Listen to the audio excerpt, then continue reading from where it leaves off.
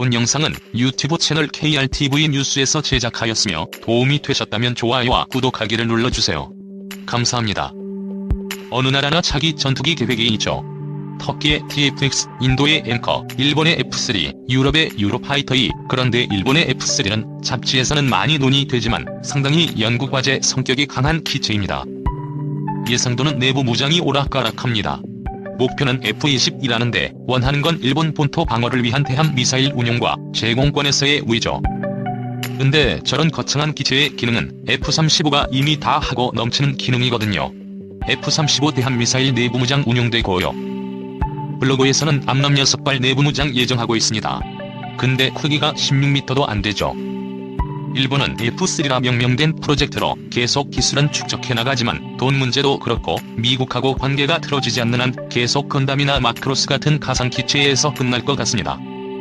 근데 KF-X는 왜 잘 되냐고요? 우리는 일본같이 섬이 아니라서 접근 거부가 그렇게 큰 미즈가 아니거든요. KF-X는 함상 전투기나 수직이 착륙기도 아니고 다국적으로 하청해야 되는 것도 아니며 대형 내부 무장 니즈가 적습니다. 그러면 괜찮은 기동성의 타우러스든 장거리 타격 능력을 갖추고 적절한 정도의 내부 무장을 하는 가성비 좋은 전투기가 나오는 거죠. 일본은 F3 개발은 계속 계획으로 남을 거고 결국 F-35로 러시할 것 같습니다. 한국이나 일본이나 F-35가 훨씬 낫죠. 우리야 F4, F5, F-16을 대량 운영하니 그거 대체용으로 KF-X가 확실히 필요한 거고 F-15, F2만 운용하는 입장에선 F-35로 통일하면 되죠. 일본 정부가 3년 넘게 고민하고 있던 자체 스텔스기 개발 사업인 F3 전투기 개발 사업이 드디어 가닥이 잡히기 시작했다는 소식이 나왔습니다.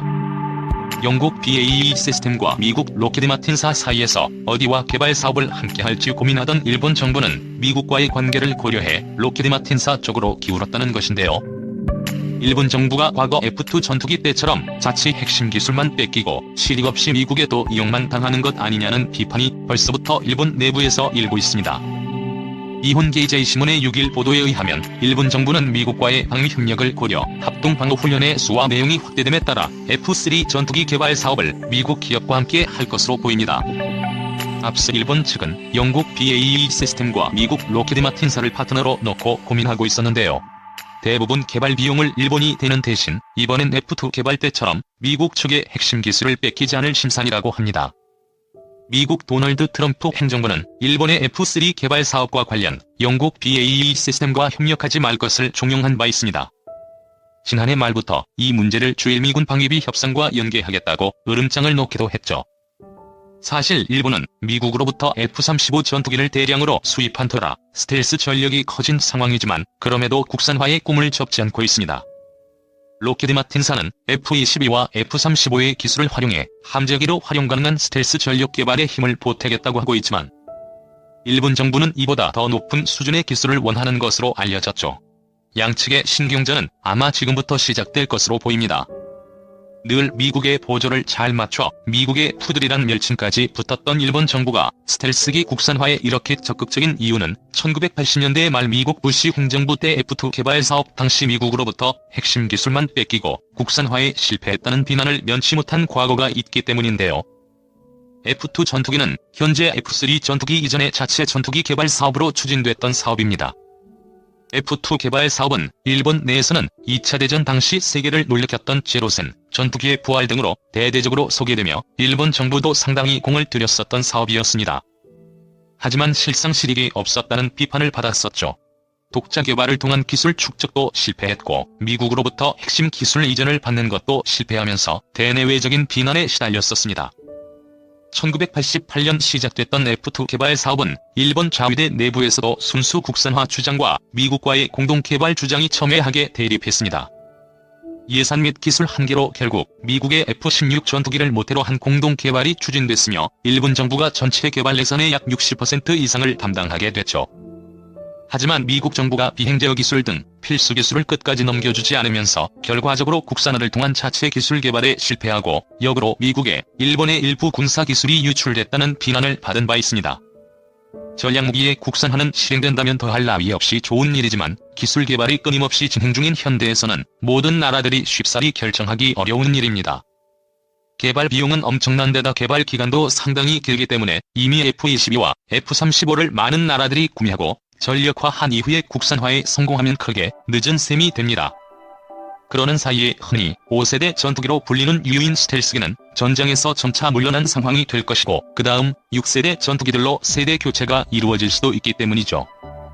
앞으로 일본 정부가 단순히 미국의 복제품을 내놓을지 아니면 완전 새로운 전투기를 만들어낼지 정말 어떤 국산 전투기를 내놓느냐에 따라 동북아시아 전체의 군비 경쟁 구도도 큰 변화가 생길 것으로 전망되고 있습니다.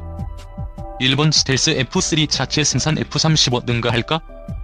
일본은 F-35 전투기 구매에 이은 차세대 전투기 F-3 개발과 생산을 하는 것으로 알려졌지만 그 성능에 대해 알려진 것들이 없는 상황에서 F-35 추가 구매를 하는 것이 더 좋은 방법이라고 미국 전문가들이 조언을 하고 나섰다. 물론 일본은 스텔스 전투기 개발이 잠정적인 우주 산업과 직결될 수 있다고 내다보지만 일본은 어쩌면 큰 희생을 치를 수 있다고 경고하고 나섰다. 일본은 미국의 정치적인 지원을 받아 국방력 증강 노력을 하고 있어 F-35의 결함보다는 보안 차원에서 F-3 전투기 개발도 병행하고 있다. 기존 사용하던 F-15 구형 전투기를 미국에 되팔아 F-35 비용을 충당한다는 대책도 세우고 있는데 미국에서도 긍정적인 검토에 들어간 상태이다. 일본은 막강한 자본금을 바탕으로 F-22 전투기를 구매 요청했다가 거절당하고 F-22와 F-35 중간형 개발을 원하지만 아직 승인이 나지 않아 자체 개발로 무리하게 된 결정적 이유가 된 것 같다. 자유진영의 베스트셀러 F-15와 F-16을 업그레이드한 신형 전투기가 F-35를 대체하는 대안으로 떠오르면서 불가리아와 대만 등이 구매 관심을 보이는 것으로 나타났다. 높은 가격에 비해 성능이 떨어지거나 치명적인 함은 곧 국방력 하락을 가져오기에 구매도 개발도 신중할 수밖에 없다. 일본도 주력 전투기 F-2는 F-16을 모태로 개발된 것이지만 완전한 기술 이전엔 미국과 일본의 이견 차이가 있어 성사되지 못했다. 일본은 막대한 군사비를 부담하는 중국에 맞서야 한다. F-3 전투기는 섬 지역을 감안해 작전 반경이 넓어야 한다. 그래서 동체가 크고 연료 공급이 원활해야 한다.